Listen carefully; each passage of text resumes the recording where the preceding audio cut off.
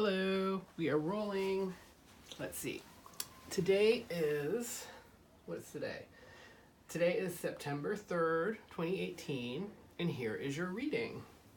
So you asked just for a general reading. I don't think you actually said anything. Just whatever comes to you. You've been more interested in readings lately. And yeah, okay, so we're gonna do what's called the Zodiac style spread. I drew all of the cards off camera because it takes a long time and I didn't want the video to get even longer. So just trying to make it quicker. Now I drew two cards for you using the number you gave me. So one tarot card I'm gonna leave to the side, and that I like to pull at the end to kind of sum up the reading. And then I pulled an oracle card for you as well. So the oracle card I like to do at the beginning to set the tone for the reading. I use numerology to pick a number to draw the cards out of the decks for you. So the oracle cards you chose deities. So it's the goddesses and sirens deck mixed with the gods and titans deck. It's two different decks you can see there. And these are by Stacey DeMarco and my favorite tarot, or my favorite oracle card illustrator, Jimmy Manton. So put those up there. So let's see what you got to set the tone. Oh, Poseidon, you got flow. So think water, think like just being in the flow. We'll see if that's just kind of where you already are or where you need to be. So I'm gonna put that aside for now. So let me tell you how, and the tarot cards you picked are called the smith-waite tarot.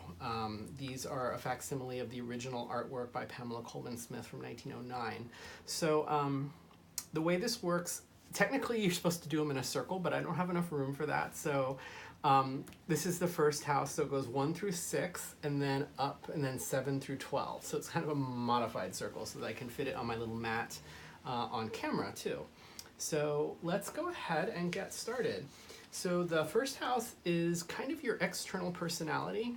The first house is about yourself, your appearances, kind of your attitude right now. Yeah, kind of like the energy of your personality might be a way to say it. So here we have the Eight of Swords. So swords are the suit of the mind. They're the suit of thought, of reason, of rational thinking. And one of the things that I read about swords is that when there's an excess of sword energy or air energy, too much thinking to me can border on anxiety and depression, which a lot of people in our society suffer from. So as the sword numbers get bigger in the minor arcana, that's when I think there's a little bit more anxiety and depression coming up. And you got an 8 here. So in terms of your personality, what I think that the energy right now of where you are is you might be feeling really stuck. So if we look at the image on the card here, it's of a woman who's standing in a marsh. So the marsh, although the predominant energy of this card is air, I see the marsh as representing an element of water too, like a secondary element for the card. And so I feel like the marsh is about some stagnant emotions, like maybe feeling like kind of stuck in the mud on an emotional level. But I would say that that's driven by your thoughts right now and your mental energy. So if you look at the imagery here, she's hoodwinked, she's bound. Although I personally believe that she has bound herself. And if you look at the way the swords are arranged, she's basically become a part of the wall of swords here. So in a way, she is in her own way. So she's not facing facts right now. She is feeling like she can't move backwards or forwards, even though she can. And I always think that this is in part, this is about a choice of energy, about, not wanting to focus on freeing oneself right now. People often have many things that they need to focus on, but I feel that there's some degree of choice because she can remove the hoodwink, she can get out of those bonds, and then she can move backwards or forwards in her life. Now, she is, however, set up to to face some of her obstacles. If you look at this, the leftmost sword, there all the other ones are in a row in the ground, right, kind of in line with her heels. But this one it's not just shorter, but it's in the foreground, and so kind of, you look at the angle of her head, she's actually facing it, but she just can't see it yet. So to me, on a personality level, for the first house, I'd say that there might be some energy issues of being stagnant, especially in terms of like mental energy and maybe not having a positive outlook, because the outlook sort of like is you're limiting your own outlook right now. And yeah, I think that's what I'm going to say about that card. And I think as we pull some of the other ones too, like we might be able to come back to that one, and they might start to resonate as we build the story. So let's look at house, and I can't remember if I said, yeah, so this was Aries, external personality and stuff like that. So Taurus, the second house, this is about sort of the material plane. It's kind of like, it's very pentacles. This, like the suit of pentacles, kind of what it represents, your material, the material plane, like security, possessions, money, income, like where it comes to doing things to like support yourself, put a roof over your head, things like that. And interesting that you got a pentacle too for that house. So you got the King of Pentacles reversed. So the King of Pentacles is the master of this material plane, of the suit of the court. He's like the highest rank. He has authority, and he has command over the energy of the suit of Pentacles here. So it's interesting that you got a very harmonious card for the material plane. So I wonder if this means that you're someone who is totally you have stability in terms of the material plane, in terms of supporting yourself, your possessions, your livelihood, things like that. But I do think there's some blockage here right now. I think like the normal energy that is that everything would be under control in this circumstance, but because it's reversed, I think that you either have a project that's taking a bit longer than you would like it to, or it could just be that whatever you normally would be doing, you're finding it very difficult right now. There's some sort of difficulty that's blocking the energy on this level. But I do think that because you got the King of Pentacles, your normal state is that everything is hunky-dory on the material plane for you. But right now, there's some sort of blockage.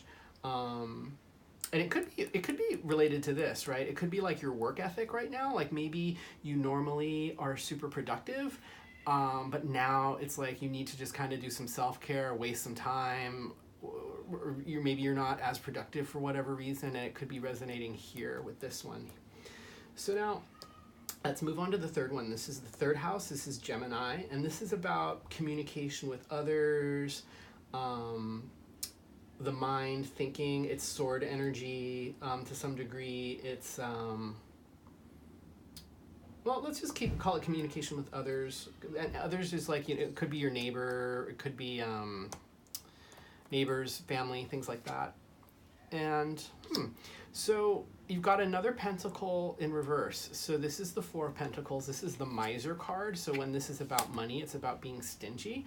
So I'm wondering that one of the ways I read Pentacles is I feel that it's the energy of being grounded, since it has to do with your home, your the material plane, and the things that make you secure, the roof over your head, your ability to clothe and feed yourself, and things like that. When that's not going well, you don't feel grounded. So I feel like one of the energies of this card is needing to feel grounded. So I think in terms of communication right now, I think you might be feeling ungrounded in some sort of way in terms of your capacity to communicate with others. Maybe you feel that you're spreading yourself too thin, and that's causing some degree of not feeling grounded in the realm of interpersonal communication.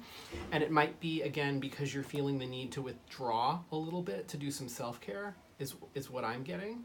So let's see how this builds now. So in terms of house number 4, this is like your home, like home in terms of family life, your roots, what else? Foundation, family, yeah, stuff like that. So let's see what that's looking like for you right now. And not knowing about you, I don't know if you have a big family right now, or if you're a single person. Jeez, you got another pentacle. Okay, so So this is the Knight of Pentacles. So of the knights, of the four horses that the knights ride in the tarot, this horse is the least in motion. And one of the reasons why I feel that this horse is not in motion is that one of those underlying definitions of Pentacles is about being grounded. All four of the feet of the horse are firmly locked on the ground. Whereas, the other ones, if they're a trot or a gallop, not all of the feet are on the ground at once. So again, this is, to me, has a kind of underlying subtext of being grounded. Now, knights, the energy of a knight is adolescent energy, but he's the most subdued in that respect. Now, knights at their fundament are, they're explorers. Knights go out on quests. So I feel that knights, usually the message of a knight is going out on a quest of, Pentacles could be money, it could be livelihood, it could be stability in terms of livelihood, and again, that feeling groundedness. So when there's not a problem with the job itself, I usually say that that's about needing to feel grounded, needing to feel at home in your home and things like that. So in terms of family, I would say that the advice of this card right now is maybe to seek refuge in your family, because knights are seekers, they are explorers, they're questers. So I could read it two ways. Like, if your family does make you feel grounded, it would be a great way to seek refuge right now and to deal with some self-care issues by kind of withdrawing into your clan, into your family. If, however, that's not the energy of your family and they are not grounded people and they don't make you feel grounded, I think then the message here is to figure out how to make it so that the family that maybe you can't escape from, or that you're maybe you're with them too often, how do you bring a feeling of groundedness to your home and family life? To start dealing with some of the issues that we talked over here. Now, in the background of this card, I like this imagery that there's a plowed field that's ready to be sown, or could have just been sown. So I think part of that feeling of groundedness and stability is if you're going to be planting seeds and you want something to come to fruition in one of your other houses, you need stability, because you need to care for the seeds that you've either just sown or you're about to sow. Otherwise, they won't flourish, because there will be no one, you won't be there to take care of them. So another reason why I feel like this is about seeking groundedness. So seeking groundedness on the home front here. Now, number 5 is Leo, and this is about your love life, your creativity, fertility, what else? Romance, things like that. Let's see where we are there. Ooh. So, wow, you've got like another pentacle. This is like, I don't ever recall ever, just like, not just this spread, but any spread, like getting, I can't even think of a spread where I've gotten 4 of the same suit in a row. This is kind of weird. So I'm just going to go with the whole, damn it, you need to be grounded here. So the 5 of Pentacles is hitting rock bottom. So the imagery of the card is that, there's the top half of the tree of life in the stained glass window here. And basically this is, the background here is the church, and the figures that you see in the foreground are lepers. The reason why we know they are lepers is because one of them is wearing a bell around his neck.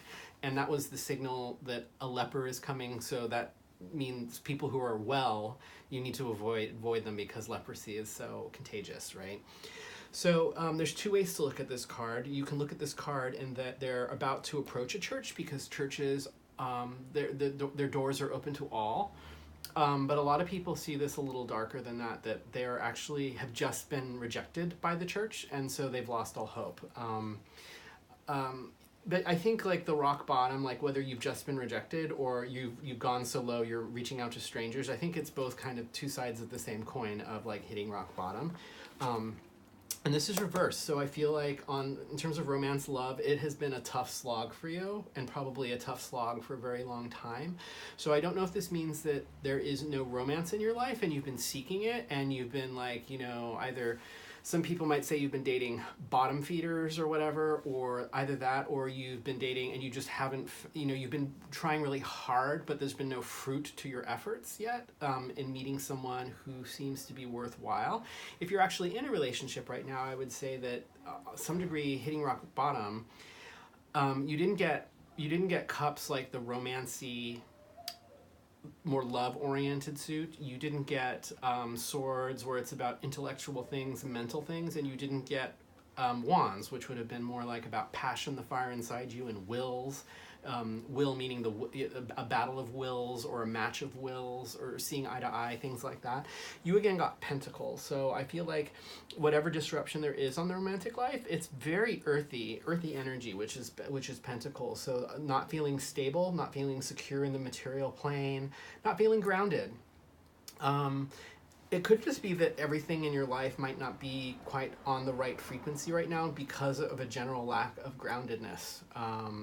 Which personality-wise, I think you know how to solve the problem deep down, but right now you're kind of closed off from it. We were talking about this over here, where you're bound yourself, you're hoodwinked yourself, you're in your own way because you're a part of you've become a part of the obstacle rather than a part of the path through.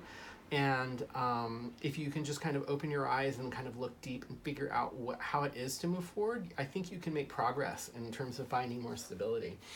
Now, this is the 6th card. So this is about, this is Virgo. There's 2 ways to look at this house. You can kind of look at it as like work from a day-to-day, like work, not necessarily job, but like the work type activities, errands, chores, things that you have to do on a day-to-day basis. But it can also be like looked at as like general health and fitness, your physical body in order to get things done on a day-to-day basis, being useful, and whatnot. Well, it seems like on this house you're doing pretty well. So you've got the six of Wands. This is the victory card. So there is there's a wreath of victory on the one that the horseman's carrying. He's wearing a wreath around his head, and then he's surrounded by supportive people. So Wands are the suit of fire, of will, of passion. So I think in terms of health and fitness, or in terms of your day-to-day, the day-to-day things you do, I think you are in good shape. So that's really good to see. I think you might not be in the best headspace, but it looks like if I had to guess, like it seems like you've either had a victory recently in getting your body to where it needs to be physically, your health, or you've just been doing that all along. But it seems really positive in this house right now. So let's see. The 7th house is Libra. So this is relationships, and it can be like about marriage, but relationship also about like contracts, business partnerships. It's kind of like the Lovers card. Any kind of like coming together of parties, and in terms of like relationships. And there we go. You've got Temperance. So looks like and it's right side up too, which is really good. So on a relationship level, like an interpersonal relationship, business, bringing things together, you actually know how to make this happen and make it happen well. Temperance is about, I know some people read temperance as like tempering yourself, meaning moderation. I do not read temperance that way. I read temperance in more of the alchemical sort of way, the way you have to temper chocolate so that it gets the right sheen on it, it gets the right rigidity, like if you're making chocolate, or if you're making a sword or a knife, you have to temper the steel so that it's not too hard, it doesn't shatter, it has the right flexibility to it, and it has the right strength. So the cups, where you see the water pouring between the cups in the card, the water's pouring diagonally, which is impossible. So there's definitely a divine guidance aspect from the angel in order to make this sort of alchemy happen. So to me, this is like making the alchemy happen. It draws on intuition or something a little extra, something a little bit more than, say, mental energy to make this happen. So maybe this is something that you do intuitively very well. So yeah, that house looks really positive right now. Now, if we look at house 8 over here, this is Scorpio. So this could be about sex, because Scorpio is just kind of about like, sexual energy and stuff like that. The other way we can look at this house is about major changes. And what else can it be about? It can be about like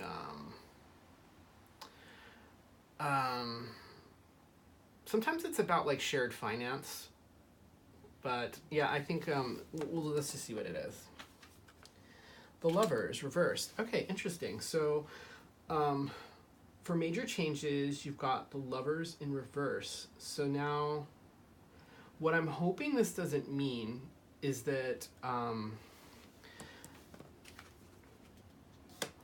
if you look at the imagery of the Lovers card, it's like sort of, you've got two figures here that are being brought together, and there's like sort of union, and there's an angel.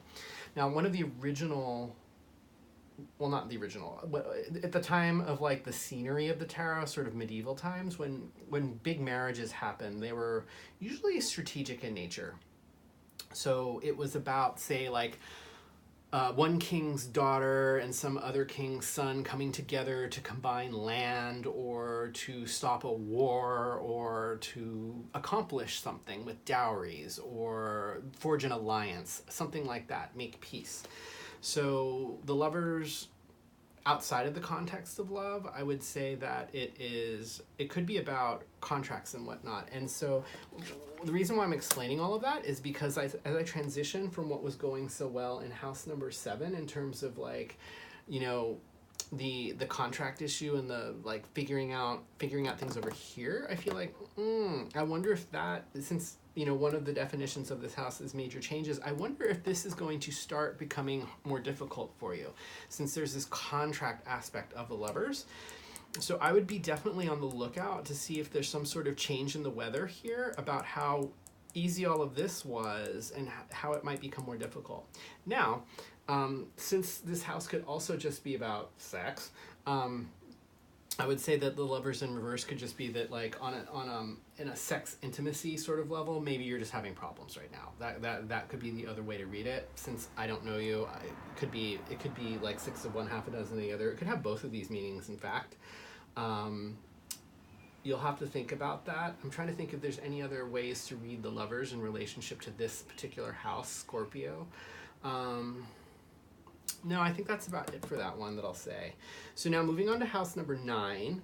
This is Sagittarius. This is about like your beliefs, like beliefs at a deep level, your philosophy, education, religion, stuff like that. So let's see. So you've got another pentacle. So now we're up to the 5th pentacle in the reading. So very odd. You've got the Queen of Pentacles in reverse. So you have the King down here. So he's the master of the suit. He has the authority of the suit, and he is master in terms of has achieved mastery over it. And this was reversed insofar as that, things weren't flowing that well. So now the Queen is also the master of the suit, but she uses her mastery in a more feminine, stereotypically feminine sort of way, which would be a more yin versus yang sort of way. So yin meaning like in a more nurturing way, in a more reserved energy, not like, being up in your face about it. So, but in terms of, philosophy, religion, spiritual stuff, I could say that perhaps this is an area where you could nurture yourself a little bit more. Now, we talked about having to work on a feeling of groundedness down here. So now that we're at the house of philosophy, religion, so if you move a little farther along on those ideas, it could be spirituality. What this could be telling me is that one of your sources to help you master feeling groundedness could be spirituality, religion, or some sort of higher belief in that way, or learning about something on a sort of a higher plane, and learning it in order to master it, so that you can use it use it as a nurturing force in your life to achieve the groundedness. But it looks like that isn't what's going on, or maybe you've like dabbled a little bit, but you haven't actually kind of explored it that much yet. So I feel like, because the reversal to me is blockage, it's at its base. So there's some sort of blockage here, but I feel like if you could figure out a way to turn the card around, to turn the energy around and unblock this, then using this energy to bring more stability into your life, I think would be a good thing. But right now that seems blocked. So there might be a way to like unhoodwink yourself, think about how to get out of your own way, and then maybe this area, this house of your life could use some attention in order to bring the groundedness that this reading seems to feel like, that seems to be indicating that you really need right now. Excuse me. So house number 10. So house number 10 is Capricorn. So it's about reputation and your status. So how this is like your personality. This is like the energy of other people kind of looking at you. It could be about your career, your long-term goals, public image, reputation, I think I already said. So let's take a look and see what this is all about. Okay, well, this is actually looking really good. So you have, these two areas here. So like, this had a kind of a work aspect to it over here. This has a career aspect to it over here. So I don't know if these are actually resonating on a career frequency for you over here, and a little bit with this King of Pentacles from house number 2, because this can also be like your money, work, income area over here. So these things, it could be that like things, maybe you're like one of those people who actually does what you love. Like, you're, what is it, like all the Oprah people, manifesting people, Wayne Dyer, Marianne Williamson, like they talk about doing what you love to do and figuring out a way to do what you love to do rather than just doing something to earn your money. I wonder if that's one of the reasons that you're having all this like super passionate, successful energy here. Maybe that's who you are. If that's not the case, then what I would just say is that there's a divinely offered opportunity. Aces are like opportunities that kind of come quickly and you can seize them. And if you miss them, then you have to wait around a little bit for the next opportunity to come, but there will be another one to come.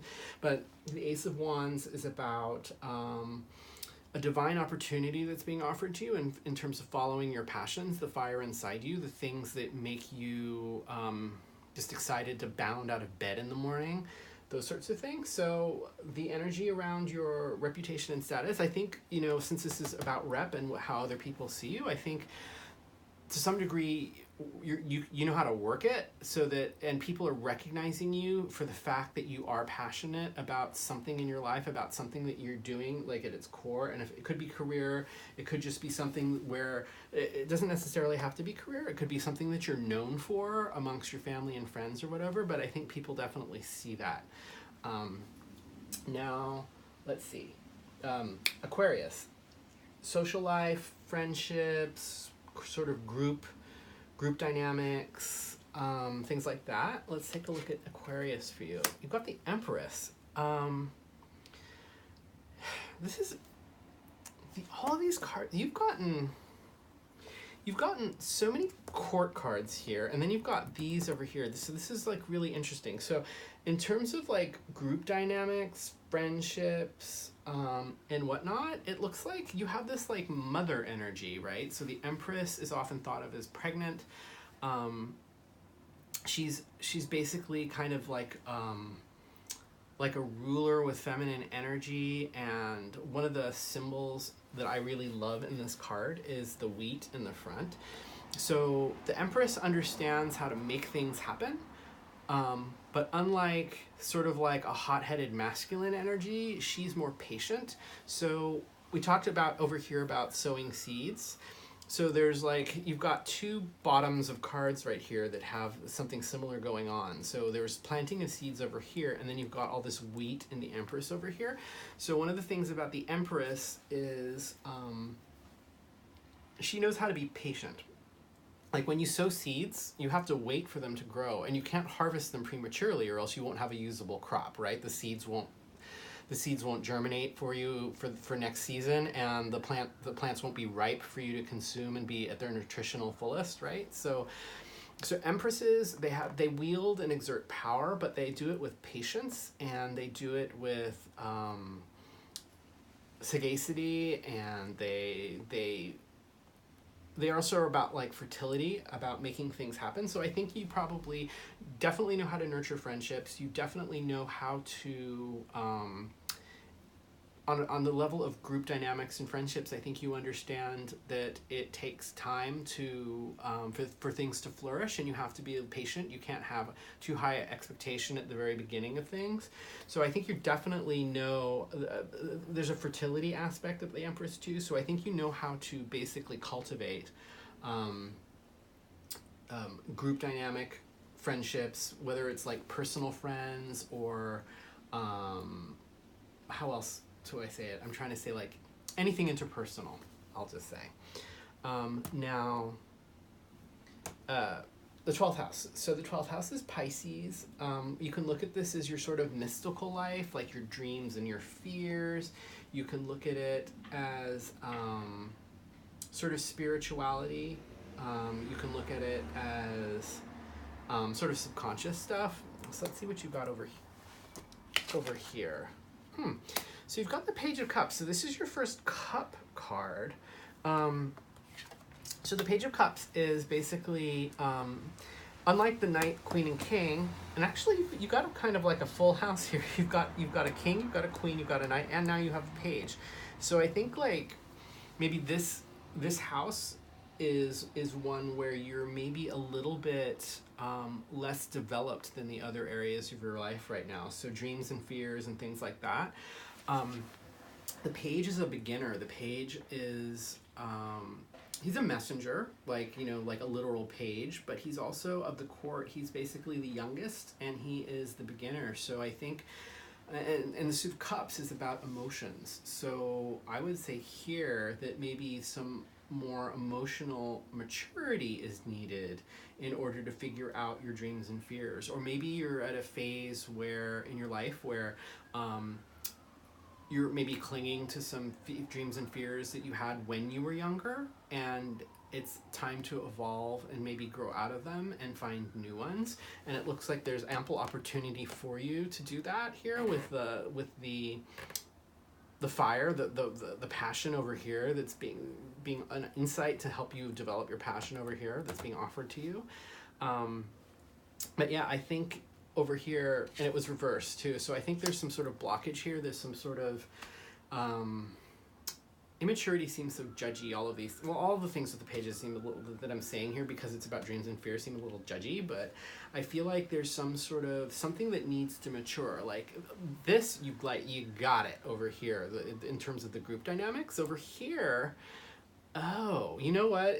Okay, so are you the type of person who is like totally excellent at trying to figure out how to make everybody, you know how to make others happy? Like think of like a black and white TV show. I don't know how old you are, so I was gonna say things like the Donna Reed show, or like June from Leave It to Beaver, or like, you know, like the old stereotype of the mother figure in television before women's liberation, right? Where it's like women are the caretakers but never spend any time taking care of themselves.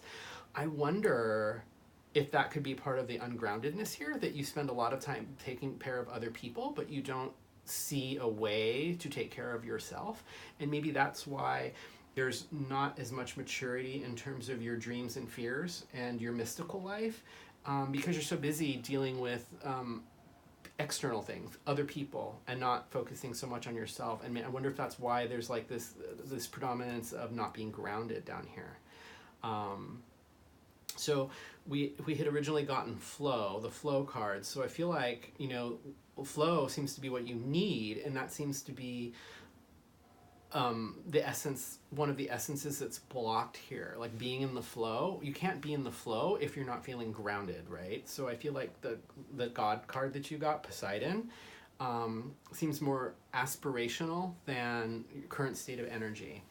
Now, let's take a look at the card that you drew. This is the one that I used that number to, and this kind of can tie everything together. So the High Priestess is the card that you got, and it's reversed. So I think it's going to be tough, but the High Priestess, and you know what? You've got so many like important cards. You've got one of each of the court cards. You've got 1, 2, 3 majors, and now you drew a major as well. So the High Priestess is the one directly preceding the Empress. So the High Priestess, if this is your advice card or your guidance card for yourself that you picked, I would say that there's a few aspects of the High Priestess that can give you advice into like the next steps of your life. So if you think about like the Oracle at Delphi or like any sort of High Priestess, one of the things that you can think of is that when someone approaches the High Priestess, she definitely does not, how would you say, I can't think of the word, I'll just have to use a phrase. So when someone approaches the High Priestess, the High Priestess really, she is the authority figure, the power figure, and she decides whether or not she's going to help you. She decides whether or not that you are, the person approaching is worthy of her help and her knowledge, right? She's carrying this, she's got a scroll of the Torah in her hand, so she has the knowledge, she has the truth, and this is on the spiritual level. So when someone approaches her, they have to be worthy, and she decides whether or not they need to come back another day, if she can help them that day, if there's too many people. So she's definitely in control, and she's definitely emotionally centered. You can see how like her gown and cape and all of that sort of dissolve into water at the bottom. So I think like this water at the bottom here and the water at the bottom of the marsh where this woman's standing, I think, if you look at this sort of, you can maybe think of this as like a goal. You need to move from here to here, right? Excuse me. So the water at the bottom of this card is in a marsh and it's stagnant. The water in the water imagery in this card is all about, she's actually a part of it. So she is in the flow, right? So so your advice card is, you have things to draw on deep inside, and how do you find the flow? And finding the flow might be being the High Priestess, like figuring out boundaries, figuring out when to say no, figuring out whom to give access to what you have to offer and whom not to give access to what you have to offer. So she's like in front of this tapestry, and all the water, the emotional stuff is like, she's kind of protecting it, right? You can kind of see behind it on either side that there's something back there, but she's the guardian of there. She's the gatekeeper. So again, gatekeeper, it's just another way to say boundaries, right? So I wonder if that's like an area that you need to work on. I think that is about all I have to say. So I don't know, I always find the general readings exhausting because like you don't even have a topic, so it's hard to, it's a lot of mental stuff to like get it to draw it all together. But let me know if this rang true for you. Let me know if you think the way it was being tied together, or the way I was tying it together, made sense to you, and I hope it was helpful to you. So take care, and thanks for the opportunity to read for you.